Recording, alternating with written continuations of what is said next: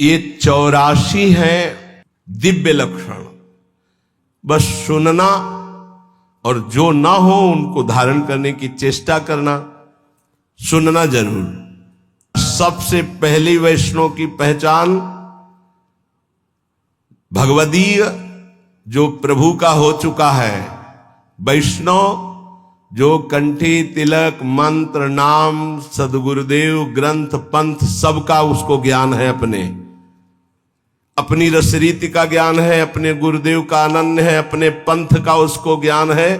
कंठी तिलक द्वादश धारण की हुई जो वैष्णव बड़ी महिमा है। साक्षात भगवान के दर्शन का संयोग जब बनता है तब ऐसे वैष्णव का दर्शन होता है जो वैष्णव पद्धति से वास्तविक वैष्णव है। उसकी पहचान पहला सबसे पहले वैष्णव की पहचान जो गीता जी में भगवान कहते संतुष्टायेन केनवा, हर परिस्थिति में प्रसन्न रहना, कभी भी उदास ना रहना। ये कब हो सकता है? जब आप वैष्णव होंगे। वैष्णव कौन? जो हरि का है। वैष्णव कौन? जो दूसरों को सुख पहुंचाना चाहता है। वैष्णव कौन? जो सब में भगवत भाव करता है। वैष्णव कौन? जो कभी किसी में दोष दर्शन नहीं करता, वो सदैव प्रसन्न रहेगा। यही ज्ञानी की पहचान बताई गई। ब्रह्मभूता प्रसन्नात्मा। तो वैष्णव सदैव प्रसन्न रहता, कभी उदास नहीं होता। 84 लक्षणों में पहला। दूसरा, वो बिना ठाकुर सेवा विराजमान घर में किए रह ही नहीं सकता। अर्थात उसके कुटिया में, उसके घर में ठाकुर जी विराजमान, प्रिया प्रीतम विराजमान, चाहे नाम सेवा विराजमान हो। सबके होना चाहिए सेवा। ध्यान रखना, विस्तार नहीं कर सकते हो तो राधा नाम विराजमान कर लो। 5 मिनट लगता है। स्नान कराया, वस्त्र से पोंछ दिया, थोड़ा इत्र लगा दिया। यदि सुविधाएं नहीं है तो जैसी श्री जी सुविधा दिए हो, जो पाना है वो भोग लगा दिया, शयन करा दी, एक रुमाल बिछा दी, ऊपर से एक रुमाल उड़ा दी, हो गया। सेवा जरूर होनी चाहिए। दूसरा लक्षण है कि वैष्णव उपासक का लक्षण कि उसके पास सेवा होगी। नाम सेवा, जहां गुरुदेव भगवान जाते नाम सेवा साथ, सेवा साथ। ये पूरे 84 कोष ब्रजमंडल में जहां जहां भ्रमण परिक्रमा, दंडवती परिक्रमा, सब जगह नाम सेवा साथ। तीसरा, अपने ठाकुर जी की सेवा जब तक शरीर काम करे दूसरों को कभी ना दे। जब तक शरीर काम करे तब तक दूसरों को कभी अपनी ठाकुर सेवा ना दे। अब यहां ध्यान देने योग्य बात है, जैसे कोई जन्मना सूतक या मरणा सूतक होता है, समझ पा रहे? जन्मना सूतक और मरणा सूतक, उसमें लोग क्या करते हैं, अपने ठाकुर जी दूसरों के घरों में भिजवा देते हैं। तो क्या आप अपना बच्चा भिजवा सकते हो दूसरों के घरों में? नहीं भिजवा सकते। फिर आप दूसरों के घर में ही जाके पाइएगा 13 दिन। वहां ठाकुर जी पा रहे हैं और तुम अपने घर में पा सकते हो क्या? क्योंकि बिना ठाकुर जी का भोग लगाए तो हम पा नहीं सकते। तो हम वो सिद्धांत मानेंगे जिससे हमारी श्री जी की सेवा कदापि न रुके। इसीलिए विधि निषेध नहीं दास अनन्य उत्कट व्रतधारी, अनन्य उत्कट व्रतधारी। साधन विविध सकाम मति सब स्वार्थ सकल सबे जो अनीति, ज्ञान ध्यान व्रत कर्म जिते सब काहू में नहीं मोय प्रतीति, रसिक अनन्य निशान बजायो एक श्याम श्यामा पद प्रीति, श्री हरिवंश चरण निज सेवक बिचले नहीं छाड़ी रस रीति। ये हमारी रस रीति है कि हम 8 पहर श्री जी को दुलार करेंगे, कोई जन्मे या पधारे, हमारी सेवा में कोई फर्क नहीं पड़ने वाला। हम दूसरों के यहां हुए 13 उत्सव में अब भोग नहीं लगाएंगे, लेकिन हम अपने घर में अगर कोई जन्मता है, पधारता है, उस पर कोई फर्क नहीं पड़ेगा। हमारी श्री जी की सेवा वो यथावत चलेगी, जन्मना सूतक में भी मरणा सूतक में। वो हमारे प्राण प्यारे हैं। हम बिना जल पिलाए जल नहीं पी सकते, बिना भोग लगाए भोग नहीं पा सकते, बिना से उनको शयन कराए हम शयन नहीं कर सकते। ये पद्धति। वैष्णव वही जिसके घर में ठाकुर सेवा हो। और तीसरी बात, जब तक हमारे शरीर में दम है तो हमारी ठाकुर सेवा कोई और नहीं कर सकता। अम्बरीश जी की नई रानी सेवा, तो उन्होंने कहा सेवा चुराने की जरूरत नहीं, आप अपने ठाकुर विराजमान करो, हम सुविधा देंगे, पर आप हमारी ठाकुर सेवा की कि आप पोछा लगा दो, आप सोहनी लगा दो, आप पात्र मार्जन नहीं, ये हम स्वयं करेंगे। चक्रवर्ती सम्राट होते हुए स्वयं अपने कर कमल से प्रभु की सेवा की परिचर्या, तो सुदर्शन चक्र उनकी रक्षा में। अपने मस्तक पर जो सेव्य का दासत्व स्वीकार करते हैं, ये जो मस्तक पर चिन्ह है, ये किशोरी जी के दासत्व का आचार्य परंपरा से चिन्ह है। अलग अलग वैष्णवजन सब धारण, इसके धारण करने में शर्माओ मत, तुम्हारे दुर्भाग्य है जो शर्माते हो। अरे जब संसार में पति के लिए सुहागवती ठसक से मंगलसूत्र पहनकर मांग भरती तो शर्माती है क्या? तो ये अखिल कोटि ब्रह्मांडों का मंगलसूत्र है। जो अखिल कोटि ब्रह्मांडाधिपति प्रभु है वो हमारे स्वामी है। ये कंठी उनका मंगलसूत्र है, ये तिलक उनका सुहाग है। देखते ही दूसरा कहेगा भगत है। आया ना संबंध हमारा प्रभु का। हम सौभाग्यवती है क्योंकि ये हमारा सुहाग है, ये हमारा मंगलसूत्र, हमारे प्रीतम युगल सरकार है। बिहरत दो प्रीतम कुंज। अपने सेव्य का ये दासत्व मस्तक पर धारण कर, ये सीधे भगवत पार्षद हैं आप। ये कोई साधारण नहीं तिलक ऐसे खींच ले शर्माए तिलक लगाने में। जो हम कह रहे हैं उसे मानो, प्रार्थना मानो, अपने प्रभु के दासत्व को धारण करना। स्वामी जी की परिकर में देखो, पूरा मुड़वा के पूरा ऐसे रज लगा, तब पहुंचते श्यामाजू के चरणारविंद में। चौथा, कभी किसी से विरोध भरे वचन वैष्णव को नहीं बोलना चाहिए, मधुर वचनों के द्वारा ही अपनी बात कहनी चाहिए। पांचवा, किसी भी विषय और भोग की तृष्णा का आदर नहीं देना चाहिए। जो अंदर विषयों के प्रति प्रियता और तृष्णा कहते हैं, भोगे हुए विषय को पुनः भोगने, उसका आदर नहीं, निरादर करना चाहिए। चल गंदी बातों में फंसाता है मन, अब नहीं मानूंगा तेरी बात। छठवां, प्रभु की सेवा भय और स्नेह दोनों रख के करनी चाहिए। भय और स्नेह। भय कैसे? कहीं हम बात करें तो हमारी मुख में चूंकि रस होता तो कहीं थूक की छिट्टी ना चली जाए। रसोई बना रहे हैं या स्नान करा रहे हैं, मौन का आश्रय लेकर अगर हम कहीं कुछ बोलते हैं तो, पद गाना है तो गुनगुनाते हैं, जय जय प्यारो कृष्ण, इसमें छिट्टी नहीं पड़ने की संभव। भय सहित प्रसादी स्पर्श तो पहले हाथ धोइए श्री जी की सेवा में, फिर अमनिया वस्तु छूजिए। तो भय सहित और स्नेह सहित सेवा दो प्रकार से होती है। भय होना चाहिए कि कहीं उनके विरुद्ध हमारा कोई व्यवहार ना हो, और स्नेह प्रेम सहित। भय इसलिए कि त्रुटि ना हो। अब हंसी मजाक हो रही, बात हो रही, आप रसोई बना रहे हो तो गड़बड़ हो जाए। इधर उधर खड़े हो, वहां रसोई अमनिया नहीं, वहीं खड़ो, मंत्र जप करो। कोई भी जीव जंतु ऊपर छत में टहल रहे हैं, छिपकली है या कुछ, सावधानी। अमनिया करते समय बहुत सावधानी रखने की जरूरत है, क्योंकि श्री जी को भोग लगेगा, सैकड़ों जन प्रसाद पाएंगे। एक त्रुटि सैकड़ों को हानि पहुंचा सकती है। घरों में या ऐसे छिपकली टहलती रहती है। अब उसको तो ज्ञान नहीं, आपकी रसोई में 5 किलो दाल बन रही मानो, और उसमें जो वाष्प भाप बना, अब वो ऊपर चिपकी हुई, उसका चिपकने की पावर शक्ति कमजोर अचानक हुई, भागी और गिर गई। अब उबल रहा है, उबलने में उबल गई। अब वो अगर कोई खाएगा तो छिपकली के काटने में जहर नहीं, उसकी त्वचा में जहर है।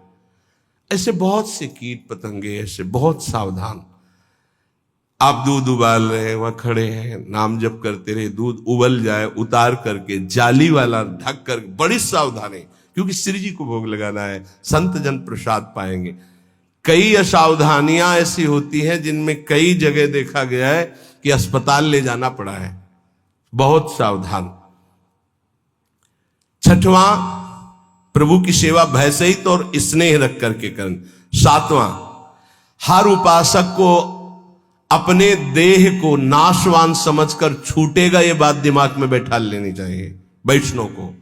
ये शरीर नष्ट होगा, छूटेगा, आज नहीं तो कल छूटने वाला है। ये 84 लक्षणों में एक लक्षण ये भी है। हर समय तुम्हारे दिमाग में बैठा रहे तुम्हारा शरीर छूटेगा, तो तुमसे पाप ही नहीं होगा कि यार जब शरीर ही छूटना है तो पाप कर्म काहे को करे। अपने देह को अनित्य समझना कि ये छूटेगा। आठवां, सत्संग में प्रधानता अपने ही रस के वैष्णव की करे। अपने ही रस के वैष्णव की करे। अगर अपने रस का वैष्णव नहीं है तो फिर बिल्कुल नहीं, हमें ऐसा संग नहीं करना, हमें ऐसे प्रवचन नहीं सुनने। तभी हम आपसे कहते नाम रूप लीला धाम, चार के सिवा हमारा कहीं विश्वास नहीं है। या तो नाम की चर्चा करो, या रूप की, या लीला की, या धाम की, इन्हीं के सिद्धांतों की चर्चा। ये कलिकाल मलायतन मन कर देख विचार, बड़ी मलिनता छा रही कलयुग में। वैष्णव का संग हो, पर अपने रस के वैष्णव का संग हो, सुलझा हुआ शास्त्र प्रमाणित संग होना चाहिए। गुरु के बिना समाधान नहीं हो सकता। तो कह रहे वैष्णव सत्संग करे, पर ऐसे जन का संग करे जो सुलझा हुआ सत्संग हो, हमको उलझा न दे। नवा, समस्त वैष्णवों में भगवत भाव रखना, दूरी से। ये दूरी से शब्द इसलिए कह रहे कि आज से सुना भगवत भाव, फिर उनके व्यवहार को नहीं सह पाओगे। अलग अलग व्यवहार वाले हैं। दृष्टि गई वैष्णव नमस्कार, इष्ट मिले और मन मिले, मिले भजन रसरीति, तहां तो निसंग को है मिलिए, तासु कीजिए प्रीति। नहीं तो नमस्कार सबको है, भगवत भाव सब में है। भगवत भाव रखना, बर्ताव की बात नहीं कर रहे।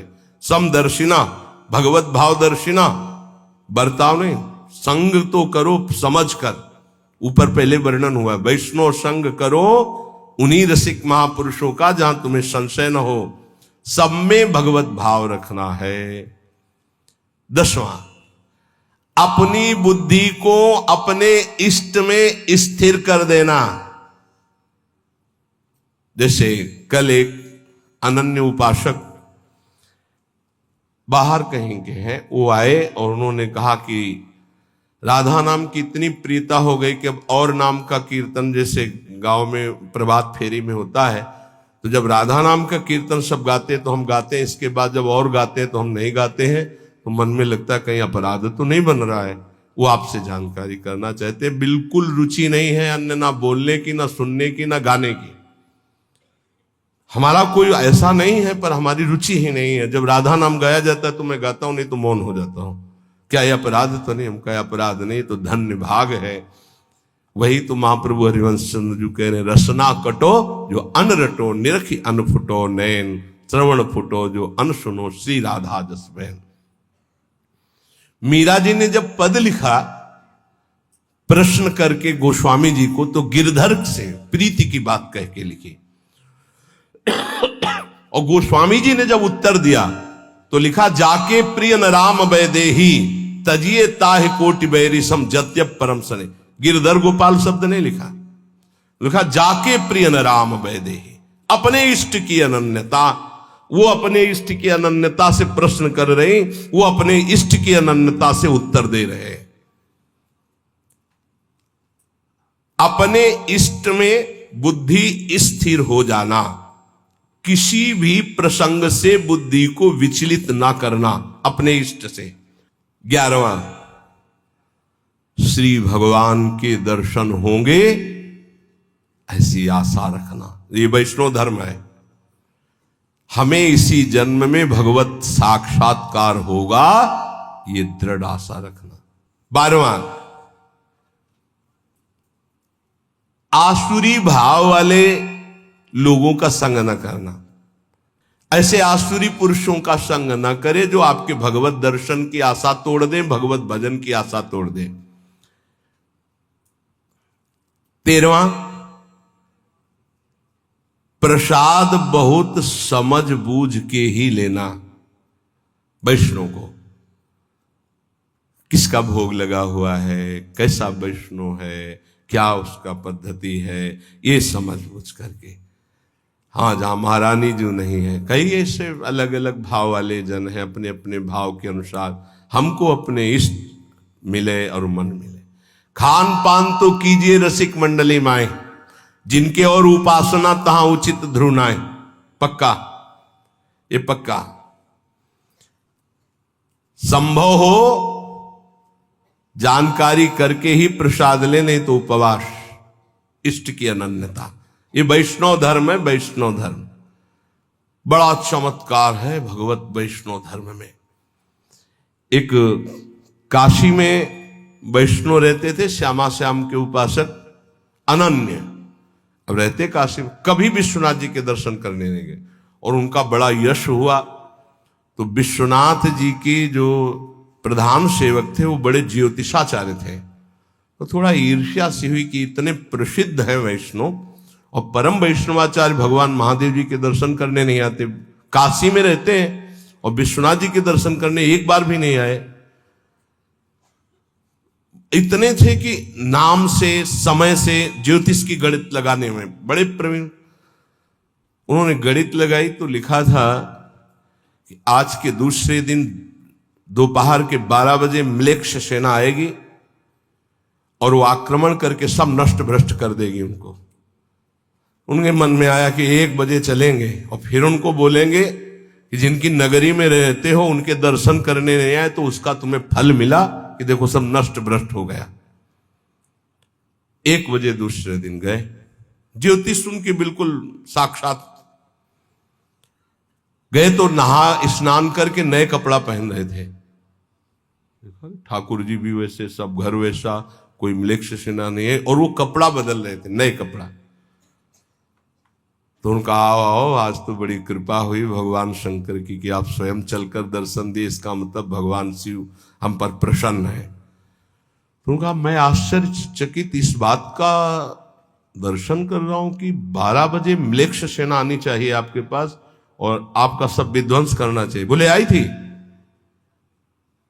बोले यहां तो कुछ विध्वंस नहीं हुआ। बोले नहीं, जब हम ठाकुर जी को भोग लगा रहे थे तो अचानक तंद्रा आई, तंद्रा में हमने देखा म्लेच्छ सेना आई, सब विध्वंस मचा दिया। तो जब तंद्रा से हटे तो हम कहा चलो तंद्रे में सही, लेकिन म्लेच्छ तो छू गया, इसलिए स्नान करके नए कपड़ा पहन रहे। और कुछ जो प्रगट में होना था वो तंद्रा में हो गया। ये वैष्णव धर्म है। तब उनके हृदय में समझ में आया कि श्यामा श्याम के चरणों की उपासना वाले के ऊपर महादेव जी अत्यंत प्रसन्न रहते, नाराज नहीं होते, दर्शन जाए या ना जाए। जहां तक संभव हो अपने इष्ट संबंध से ही प्रसाद ग्रहण करे, अन्यथा उपवास कर ले। वैष्णव धर्म बड़ा महान, वो भगवत पार्षद स्वरूप है। 14, वैष्णव को निद्रा का समय होना चाहिए। मान लो भाई प्रार्थना वैष्णव धर्म के अनुसार चलो, एक नींद का समय होना चाहिए। ये नींद का एक समय ले लो, एक समय रख लो। वैष्णव धर्म कहता है, आदेश करता है वैष्णव धर्म, नींद का एक समय होना चाहिए, उसी समय आपको नींद आनी चाहिए, अन्यथा नहीं। कमाल है अभ्यास का। लाख कोशिश करो, आ ही नहीं सकती। लाख कोशिश करो, आ ही नहीं सकती। अभ्यास हो गया। ए कैसे वैष्णव हो, जब चाहो तब सो जाओ, ऐसा कैसे हो सकता है? जब चाहो भजन में डूबो, ये तो होना चाहिए। जब चाहो तो सो जाओ, ऐसा नहीं। प्रार्थना है, सत्संग का थोड़ा कुछ % भी अगर उतारोगे तो लाभ मिल जाएगा। और ये ना सोचो कि अभी हमारी अवस्था सोने खाने की है। यही अभ्यास आपका पूरा जीवन बर्बाद कर देगा। इसको ठीक करो, इसको जगाओ। कब तक सोते रहोगे? सोने में समय बर्बाद मत करो। 3 घंटे, 4 घंटे, 5 घंटे, अब वो समय तुम देख लो, जब चाहो एक समय निकाल लो, जब चाहो, पर बार बार सोने का अभ्यास मत करो, ये बहुत हानिकारक है। निद्रा से बचिए, बहुत बड़ा जहर है ये। केवल 3 या 4 घंटे होना चाहिए। ये आलस्य, प्रमाद, ये तमोगुणी लक्षण है, इसको आदर मत दीजिए, समय बर्बाद होता है इसमें। 15वां, महापुरुषों के पास नंगे पैर चल करके जाना। जैसे संत दर्शन के लिए जा रहे तो बहुत बड़ी बात है, ये छोटी मोटी बात नहीं। भगवदी जो महापुरुष है उनके पास बिना सवारी के, बिना किसी ऐसे राजसी लिबास के, साधारण बन करके जाना और नंगे पैर जाना। कम से कम 100 कदम तो ऐसे चले जाना। मान लो बहुत वहां से चल गया, कहीं ऐसे उतार दो फिर चले जाओ ऐसे, या प्रभु के दर्शन या संत महा। एक गांव में परीक्षार्थ भाव वालों की भिक्षा ली जाती, तो गांव में गए तो बहुत लोगों ने कहा कि हाँ चलिए आप भिक्षा पाले। उनका नहीं, हम भिक्षा उसी के यहाँ पाते जो 100 यज्ञ करता है, और 100 यज्ञ करने वाला तो इंद्र के समान पवित्र होता है। 100 यज्ञ कौन करेगा? गांव वालों ने कहा कि ये तो बड़ी समस्या आ गई, महात्मा भूखा गांव से जाएगा और 100 यज्ञ तो यहाँ के एक ही यज्ञ करना मुश्किल है। तो एक नौवधू थी जो बचपन से सत्संग सुनती थी, उसने कहा हमें ले चलो महात्मा के पास, वो पा लेंगे। अरे बोले किसी के हाथ से नहीं पा रहे, तेरे हाथ से। बोले ले चलो।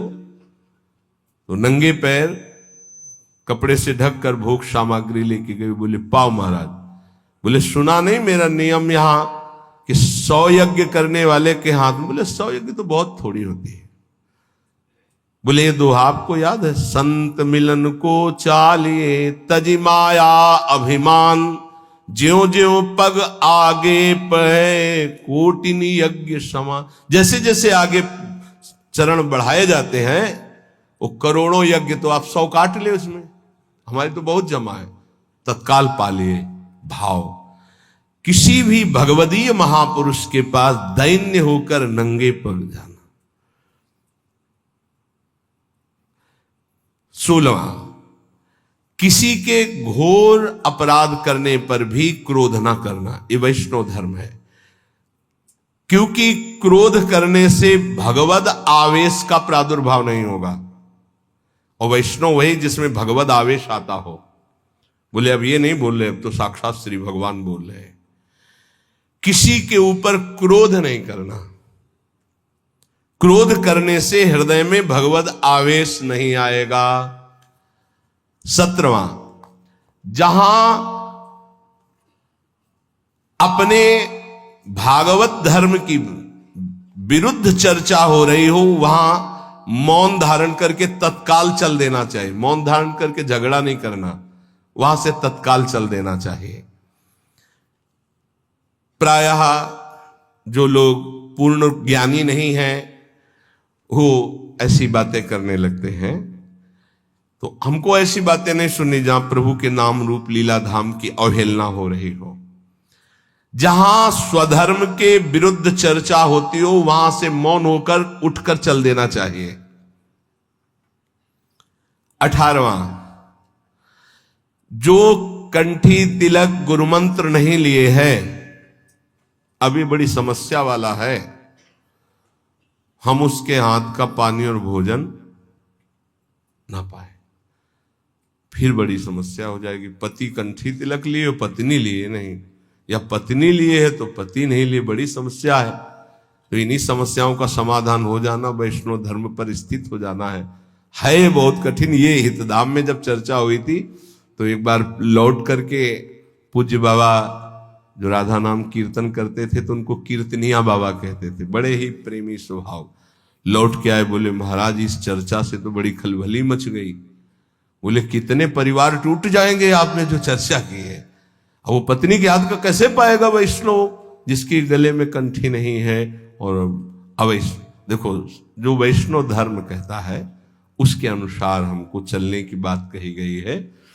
अगर कहीं किसी को ऐसा संयोग बैठता है कि ऐसा नहीं है तो उसमें भगवत भाव करके काम चलाए, नहीं तो परिवार टूट जाएगा।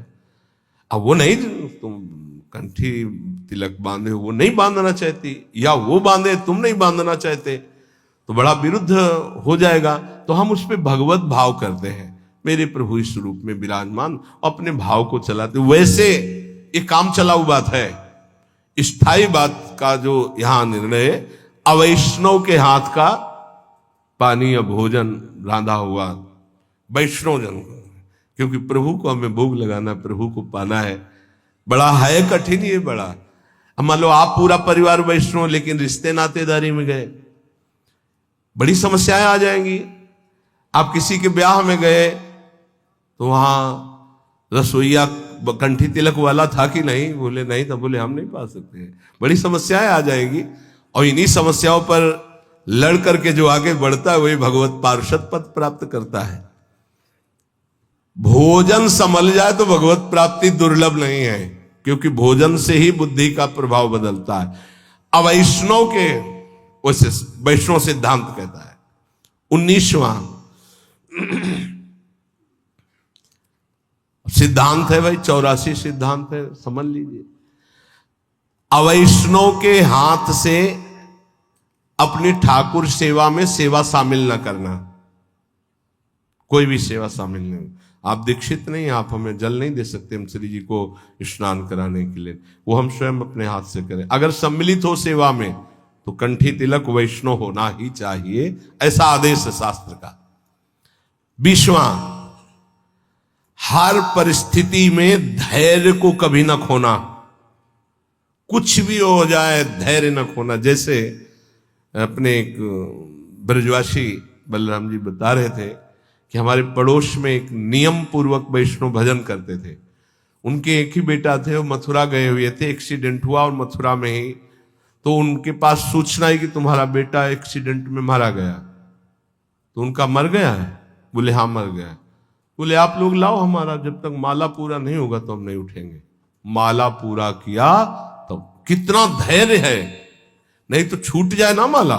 दूसरी बात, अपने राधा वल्लभी समाज के मुखिया जी अभी जो राकेश जी, इनके पिताजी जी बड़े मुखिया, बड़े सिद्ध महापुरुष थे। हारमोनियम में ऐसे जे ही नमो नमो जय श्री हरिवंश अंगुली रखी, आंख मुंद गई, सब बाणियां कंठस्थ थी, और बस आंख तभी खुलेगी जब पूरा श्री जी को समाज सुना देंगे। इतने बीच में मुखिया जी के जो पुत्र थे उनको शरीर में आग लग गई, किसी हेतु से ऐसे सूचना ही कि ऐसा। मुखिया जी ने आंख नहीं खोला, बड़े मुखिया जी इनके पिताजी जब पूरा पद सुना चुके पूरा श्री जी का, तब उठ करके बाहर गए। इसे कहते हैं वैष्णव धैर्य। जैसे श्रीवास के घर में उनका पुत्र पधार गया, महाप्रभु चैतन्य देव कीर्तन कर बिल्कुल आनंद मगन होकर कीर्तन करते रहे, कोई, इसको कहते हैं वैष्णव धैर्य। नहीं तो हो कि महाप्रभु कीर्तन कर रहे, पुत्र पधार गया, बड़ा मंगल हो गया। लेकिन उन्होंने बड़ा मंगल माना कि महाप्रभु कीर्तन कर रहे, पुत्र पधार गया, मतलब साक्षात श्री कृष्ण को प्राप्त हुआ। तो अब इसमें तो और नाचने की बात है, धैर्य। 21वां, प्रभु के चरणारविंद में अपने मन को स्थित करते हुए, नाम जप करते हुए सारे कार्य करना। सांसारिक ग्रह कार्य भी नाम जप करते हुए प्रभु के चरणों का ध्यान करते हुए करना। 22वां, भक्तों के साथ सख्य भाव, नूतन स्नेह रखना। जैसे कोई अपना सगा मित्र आवे तो आओ अरे बड़े भाग्य आप, संत को देखते ही, भक्त वैष्णव को देखते ही हमारे हृदय में ऐसे आह्लाद हो। 23वां, भगवत सेवा या संत सेवा या गुरु सेवा के अवसर पर बात न करना, और करना तो ऐसे ऐसे की जाती। अगर हम भगवत सेवा कर रहे हैं, कोई बात करनी तो ऐसे करना है, किसी संत के सामने ऐसे बात करना है, गुरुजनों के सामने ऐसे। उच्च स्वर से प्रलाप ना करें। 24वां, सेवा करते समय अत्यंत सौभाग्य माने। ओहो, अपनी प्रियाजू को चंदन लगाने को मिल रहा है, अपनी प्रियाजू को चंवर डुलाने, अत्यंत सौभाग्य महत्व रखकर सेवा करना। 25वां, प्रभु की सेवा करके प्रभु से कभी कोई सेवा के लिए भी वस्तु न मांगना। सेवा करते हुए सेवा के लिए भी खस का ही थ्रोता तो बढ़िया है। क्यों? प्रभु को जो पसंद। एक बार हमने कहा था अगर इत्र नहीं होगा तो हम चमेली की शीशी ले आएंगे, उसका भी पैसा नहीं होगा तो पानी है। हम आपके सेवक हैं, वस्तुओं से सेवा नहीं, प्राण समर्पित करके। अब वस्तु स्वाभाविक है, उसी से सेवा करेंगे। प्रभु की सेवा करके प्रभु से सेवा की वस्तु भी ना मांगना, अपने लिए तो बात जाने दो। तो बोले फिर कैसे काम चलेगा? तो सर्वज्ञ प्रभु अपने आप व्यवस्था करेंगे, जितने में दे उतने में राजी रहो। जथा लाभ संतोष सदा काहो सो कछु न चाहोगे। 26वां, प्रभु के नाम से आई हुई वस्तु को प्रभु के ही सेवा में लगाकर प्रसाद रूप में उपभोग करना, नहीं तो दुर्गति हो जाएगी। जैसे ब्रज के भक्तों में लिखा है कि नंदगांव में एक बाबा गुफा में भजन करते थे, तो पीछे से आवाज आई जब माधुकरी लेकर जा रहे थे, ए बाबा अपनी जूठन दे दे तो हमारा उद्धार हो जाए। पीछे मुड़ के देखा तो कोई दिखाई नहीं दी। फिर आवाज आई, सुने ना है, अपनी जूठन दे दे। फिर पीछे मुड़े तो देखा है कुत्ता। बोले हाँ ठीक देख रहे हो, मैं कुत्ता नहीं हूं, मैं प्रेत हूं। कौन हो तुम? मैं नंदगांव का सेवक। क्या हुआ? कैसे इस गति को प्राप्त? बोले ठाकुर जी को दी हुई भोग सामग्री अमनिया हम प्रयोग करते थे। रुपया भी आया तो पहले ठाकुर जी के चरणों में रखो, अमनिया जो आया पहले ठाकुर जी को अर्पित करो, फिर प्रसाद रूप से आप पा सकते हो। अमनिया कभी ऐसा नहीं, क्योंकि फिर उससे गड़बड़ी हो जाएगी। श्री ठाकुर जी के नाम से आयु, सब ध्यान से सुन लो, ऐसी कभी चूक नहीं होनी चाहिए। श्री ठाकुर जी के नाम से आई हुई सेवा वस्तु को ठाकुर जी की सेवा में ही अर्पित करके प्रसाद रूप से स्वीकार करना, नहीं तो ठीक नहीं रहेगा। अर्थ भी आया तो पहले श्री चरणों तक पहुंचाओ, आप उसके स्वामी नहीं, स्वामी वो है, वहां अर्पित करके फिर सेवा में लगाओ, नहीं धोखा हो जाएगा। और जो अर्थ जिस सेवा के लिए आया उसी सेवा में लगना चाहिए। 27वां, जितने भी वैष्णव हैं सबके हम दास हैं, ऐसा भाव रखना। सब संतन को दास, पक्का ये भाव तो पक्का बिल्कुल रखना चाहिए। संघ की हम बात नहीं कर रहे, भाव रखने की। सब संतों के हम दास हैं। 28वां, किसी भी संत से, भगवत भक्त से, वैष्णव से द्वेष न बनने पावे। यदि हम संग करेंगे तो कहीं उनके ऐसे वचन निकले जो हमारे गुरु, हमारे इष्ट, हमारे भगवदीय भाव में, तो हमें उनसे द्वेष होने की संभावना है। इसलिए किसी भी वैष्णव से हमें द्वेष नहीं करना, इसलिए हमें संग भी नहीं करना, बहुत संभाल के। 29वां, अपने श्री ठाकुर के उत्सव को, श्री जी के उत्सव को आनंद पूर्वक मनाना, हर उत्सव को। 30वां, नित्य किसी महापुरुष के सत्संग में स्वयं चलकर जाकर सुनना, नित्य महापुरुष का सत्संग सुनना। ये बहुत बड़ा सौभाग्य होता है। आज सत्संग का बहुत घाटा है, बहुत घाटा है। ये तो श्री जी की बड़ी कृपा है कि प्रातःकालीन ब्रह्म मुहूर्त में 4:15 बजे, 4:30 बजे से अपने को सत्संग कथन श्रवण करने का सौभाग्य मिल रहा है। नहीं, बहुत दुर्लभ सत्संग है। सत्संग शब्द बहुत दुर्लभ है। भगवदीय महापुरुषों का सत्संग करना। 31वां, वैष्णव मर्यादा के विरुद्ध कभी आचरण न होना। जैसे कई बार विनोद में बताया कि माला टंगा हुआ है, ऐसे गोलगप्पे खा रहे हो, या आप खड़े खड़े लोग शंका कर, कुछ भी ऐसा। वैष्णव धर्म की मर्यादा के विपरीत आचरण न करना। 32वां, किसी भी संत में, भक्त में, वैष्णव में छल छिद्र न देखना, छिद्रान्वेषण, दोष दर्शन न करना। बहुत ही सूक्ष्म विषय, इसलिए आंख बचा के। ज्यादा मिलने जुलने में बड़ी समस्या है, यही हो जाता है, फिर दोष दर्शन होने लगता है। जब तक भगवत प्राप्ति न हो तब तक अपने को बचा के रखे, ज्यादा व्यवहार करोगे दोष दर्शन हो जाएगा। 33वां, नवीन जो वस्तु ऋतु की है उसे ठाकुर जी की भोग सामग्री में अवश्य लगे। इसमें गुरुदेव भगवान को बहुत प्रवीण देखा। कुछ भी सबसे पहले ऋतु की वस्तु गुरुदेव भगवान, जो किनका आता है उच्छिष्टामृत, तो उसमें देखते हैं हर वस्तु। सहतूत का समय चल रहा है, सहतूत, जामुन का, बेर का, जो ऋतु फल वो जरूर श्री जी को भोग लगेगा। कल एक प्रसाद आया जो कड़ुआ नीम का, ये भोग, तब ध्यान आया संवत्सर के प्रथम दिन नीम की कोपलों का भोग लगता है। गुरुदेव भगवान कहीं चूक नहीं होगी, नवीन से नवीन हर वस्तु का श्री जी को भोग। जब वो नीम की पत्ती कैसे प्रसाद में, तो महाराज जी के यहां से उच्छिष्ट आया, उसमें अच्छा संवत्सर का प्रथम दिन तो श्री जी को भोग लगता है नवीन नीम की कोप लेके। गुरुदेव भगवान नवीन वस्तु ऋतु के अनुसार ठाकुर जी के लिए खोज करके भोग लगाना। इस समय कौन सा फल, इस समय ये वैष्णव। 34वां, जो तुम्हें सबसे प्रिय वस्तु हो उसे अत्यंत आनंदित होकर अपने प्रभु को अर्पित करना और फिर बांट देना। जैसे खान पान की बहुत प्रिय वस्तु है तो प्रभु को आनंदित हो गया, आप प्रभु पाओ, आनंद पूर्वक भोगला, पर्दा लगाओ और 20 मिनट रखो, मंजीरा उठाओ और पद गायन करो, फिर आचमन लगाओ, रुमाल से पोछा, अब देखो अब प्रसाद पाओ, गरम गरम पकौड़ा नहीं।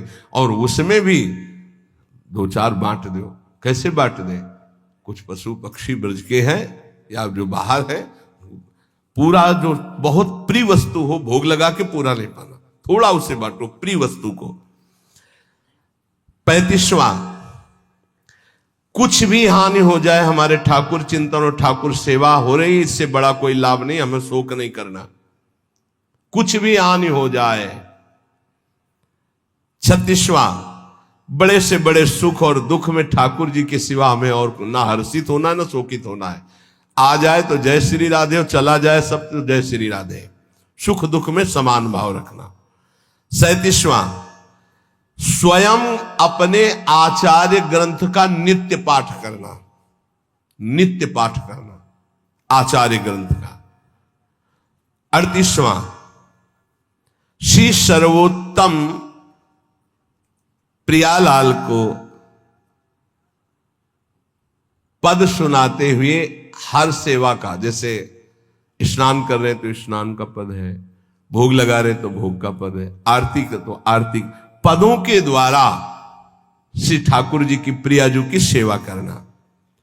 39वां, यमुनाष्टक का नित्य पाठ करना, क्योंकि दुरंत मोह का नाश करके यही राधिका पते पदाब्ज भक्ति मुत्तमा मवाप्यसा ध्रुवम भवित परत्र तत्प्रियानुगा, बहुत जल्दी लाभ मिल जाएगा। 3 बार यमुनाष्टक का पाठ करने के लिए महाप्रभु ने कहा है, प्रातः मध्याह्न सायं, और इससे आपके हृदय में प्रिया प्रीतम की भक्ति और प्रियानुगा प्रिया सहचरी भाव भी आ जाएगा और मोह का नाश हो जाएगा। मोह भंजन के लिए 3 बार यमुनाष्टक का, हमें लगता है अगर जल्दी से करो तो 10 मिनट में हो जाएगा, 10-15 मिनट में हो जाएगा, जल्दी करे तो 5 ही मिनट में हो जाएगा। तो कितना सस्ता सौदा है, 3 बार हम पाठ करें यमुनाष्टक का। ये 39वां। 40वां, प्रभु की जन्माष्टमी जन्मदिन आदि को उत्सव मनाना, मंगलमय संत सेवा करना, वैष्णव जनों को पवाना, ऐसा। 41वां, ठाकुर जी की जो सेवा सामग्री, जो पात्र हैं, उनको बहुत पवित्र रखना। मार्जन करने के बाद तांबे के पात्र में अगर ऐसे रख दो तो दाग लग जाता है, चमकना चाहिए श्री जी की सेवा में जाए, तो उसको धो के कपड़े से तुरंत पोंछ करके सुखा के, तो उसमें दाग नहीं। अगर धो के ऐसे रख दिया तो फिर दाग लग जाए। धो के और सूखे कपड़े से रगड़, पवित्र कपड़े से, ऐसे नहीं कि वही कपड़े से रोज पोंछ दिए, रोज कपड़ा धुलेगा रोज, ऐसे सेवाएं नहीं थी बहुत। और वो गुरुजनों की नजर में जो सेवा करते हैं वही उसमें प्रवीण हो पाते हैं, नहीं तो कई तरह की सेवा में त्रुटियां देखी जाती हैं। ठाकुर जी की सेवा के लिए पात्र सामग्री सब पवित्र। डलिया फूल की ऐसे उठा के नहीं ली जाती, पहले धोई जाती है, पता नहीं कौन सा जीव उसमें बैठा रहा है, पहले हाथ धो, डलिया धो, फिर पुष्प चयन करो सीधे डलिया पे, हाथ में नहीं, हाथ से चयन करके डलिया पे, भले 2 फूल हैं, और फिर उन्हें सम्मान पूर्वक श्री जी की सेवा में। ऐसे ही हर पात्र, श्री जी के पात्र को श्री जी के समान आदर देना चाहिए। ऐसा नहीं कि तांबे का वो पात्र है, ऐसा क्यों? श्री जी के समान श्री जी के पात्र जो सेवा पात्र वैसे आदर दिया जाता है। पूज्य श्री पंडित गया प्रसाद जी जब सोहनी घिस जाती तो छाती से लगा के ऐसे, फिर गिरिराज जी की तलहटी में जाके रज में, और कहते आपके द्वारा बहुत सेवा हुई लाडले ठाकुर की, आप बहुत कृपामयी हो, फिर सोहनी को रज में ऐसे, वैसा सम्मान। 42वां, कोई भी बिना भोग लगे हुए जल या वस्तु ग्रहण न करना, असमर्पित वस्त्र भी न ग्रहण करना। आपको कुछ भी पहनना है तो पहले प्रभु को अर्पित कीजिए। जैसे शरीर के वस्त्र हैं तो सिंहासन को स्पर्श कराते हैं। हमारे गुरुदेव भगवान की पद्धति तो बड़ी विचित्र कोटि की। नया वस्त्र आया तो पहले रज में उसको उलट पलट करके, फिर श्री जी को ऐसे करके, फिर ऐसे, बिना रजरानी को स्पर्श कराए श्री जी को स्पर्श नहीं, श्री जी को तब स्पर्श और फिर वो प्रसादी धारण करना। 43वां, देने में बड़ा उदार प्रवृत्ति का होना। वैष्णव को देने में देते लेत मन संकन धरई, जो हमारे पास है अगर कभी अवसर पड़े तो किसी को भी देने में हिचकना नहीं चाहिए, क्योंकि देनहार कोई और है, देत रहे दिन रैन, देने में हिचकना नहीं चाहिए। 44वां, चराचर जगत हमारे भगवान का स्वरूप है, इसलिए सबसे हमारा प्रिय भाव होना। 45वां, अपने वैष्णव धर्म में शरीर, मन और वाणी तीनों का नियोग। हम बोलेंगे तो वैष्णव धर्म के अनुसार, हम क्रियाएं करेंगे तो वैष्णव धर्म के अनुसार, हमारा मन सोचेगा तो वैष्णव धर्म के अनुसार। 46वां, किसी भी कार्य में अहंकार न करना और किसी भी शरीर से ममता न रखना, ना अपने शरीर से न अपने शरीर संबंधियों से, और किसी भी कार्य में अहंकार न करना, यह वैष्णव का परम लक्ष्य है। 47वां, घोर अपराधी पर भी क्षमा परायण रहना, घोर हमारे प्रति अपराध कर दे तो भी क्षमा करना। 48वां, जो कुछ श्री जी की, ठाकुर जी की इच्छा से अपने पास है उसी में संतोष रखना, मांगना नहीं किसी से भी। 39वां, सदैव पवित्र रहना, पवित्र वस्त्र धारण करना, पवित्र विचार रखना, वैष्णव है ना। 50वां, सेवा में, पाठ में, भजन नियम में या गृह कार्य में आलस्य रहित रहना, आलस्य ना आने पाए। 51, कभी किसी का पक्षपात लेकर के वार्ता न करना, जो धर्म की बात है वही कहेंगे, पक्षपात लेके नहीं। 52, सब प्रकार के लौकिक भोगों का प्रभु के लिए त्याग करना। 53, मन में किसी भी भोग की इच्छा आए तो प्रभु के सामने रखना, देख लो आप संभालो, आपकी वस्तु है। प्रभु प्रदत्त वस्तु में संतुष्ट होते हुए कभी भी ना प्रभु से, ना किसी व्यक्ति से, ना किसी देवता से कोई चाह ना रखना। 55, जितनी वस्तुएं हैं वो हमारी नहीं है, हमारे घर में हमारे पास जो भी है वो सब प्रभु की है, ऐसी मानना। तो दियम वस्तु गोविंदम तुभ्यमेव, वैष्णव के पास सब प्रभु प्रदत्त वस्तु प्रभु की है, उसको अपनापन कहीं नहीं दिखता, केवल प्रभु में। 56, घोर शत्रु व्यवहार करने वाले पर भी कभी शत्रुता का भाव न रखना, यह वैष्णव का धर्म है।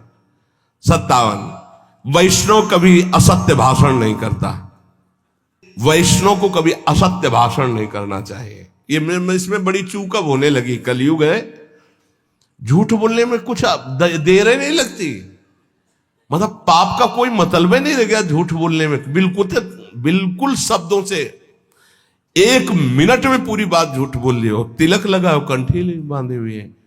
ये अपने लोगों को तो ध्यान देना चाहिए, जो बोले तो हम सत्य बोले, जो बोले संभाल के बोले।